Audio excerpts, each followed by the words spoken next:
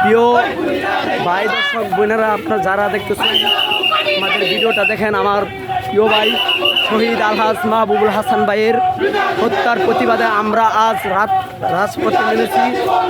আমরা বাড়িতে ততক্ষণ পর্যন্ত ফিরব না যতক্ষণ পর্যন্ত আমাদের দৃষ্টান্তমূলক বিচার না হবে, আমাদের উচ্চ বিচার না হবে, ততক্ষণ পর্যন্ত আমরা বাসায় ফিরব না।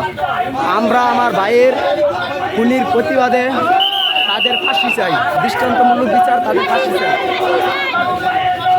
বিদায় যেতে দেব না, বিদায় যেতে দেব না।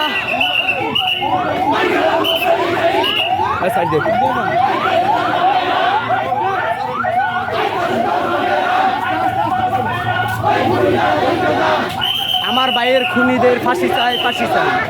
আমাদের একটাই স্বপ্ন, একটাই যত্ন, আমার ভাইয়ের খুনিদের ফাঁসি চাই, ফাঁসি চাই।